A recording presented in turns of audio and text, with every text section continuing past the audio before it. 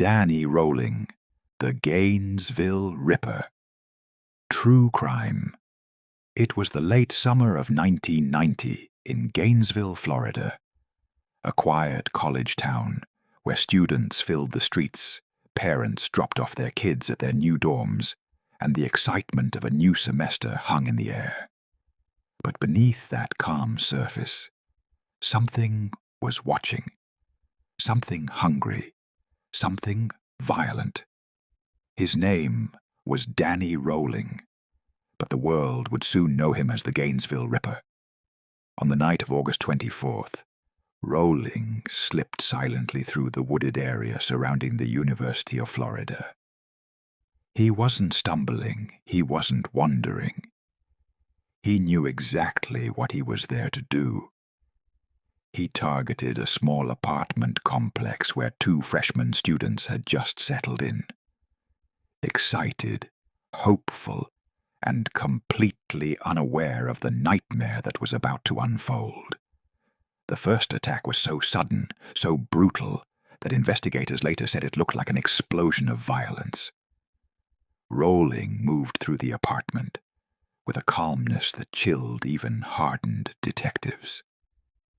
He left behind a scene that no one in Gainesville would ever forget.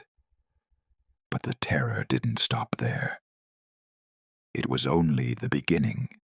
By the next night, Gainesville was a hunting ground. Rolling struck again, selecting his victims carefully. Always young, always students, always vulnerable. He broke in quietly, using the darkness like a weapon. And with every attack, the fear in the city grew louder. Dorms went into lockdown. Students pushed furniture against their doors. Nobody walked outside after dark. People slept with knives under their pillows. Parents called non-stop, begging their kids to come home. Local police, overwhelmed and desperate, brought in officers from across the state. Helicopters circled overhead. Roadblocks were set up. But Rolling seemed invisible.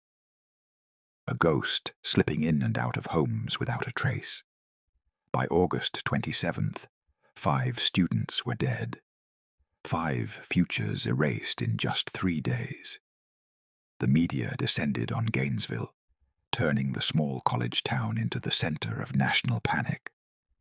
News reporters stood outside crime scenes, delivering updates with shaken voices. Every student became a potential target. Every shadow felt dangerous. Every creak in the wall made people jump. But Rolling wasn't done hurting the city. What terrified everyone even more was his ritual, the way he staged the scenes, the way he posed the victims, as if he wanted to leave a message, as if he wanted the whole world to look at what he had done. Meanwhile, Rolling was hiding in the woods like a wild animal, surviving on stolen food, radios, even beer. He watched the news about his own killings. He listened to the panic. He fed off it. But fate would catch up with him in the most unexpected way. A few weeks after the murders, Rolling was arrested. Not for the killings, but for an unrelated burglary.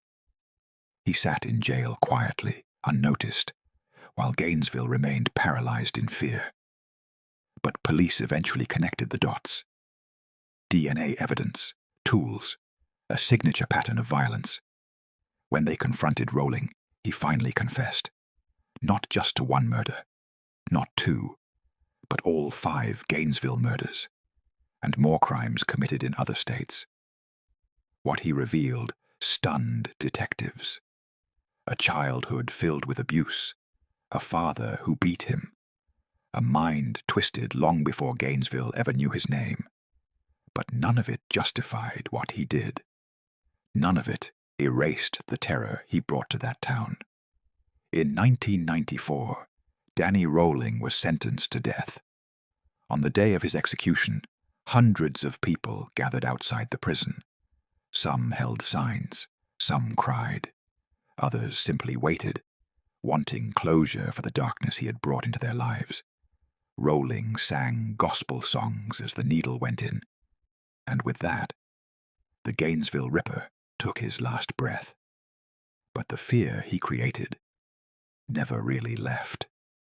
Even today, students in Gainesville say that late at night, when the campus gets too quiet, when you walk past the old apartment complexes where the murders happened, you can still feel something watching. A reminder that monsters aren't always myths. Sometimes they're real, they walk among us, and they strike when we least expect it. This was Gainesville, 1990. This was the terror of Danny Rolling, the Gainesville Ripper. Share and subscribe. Thank you for watching.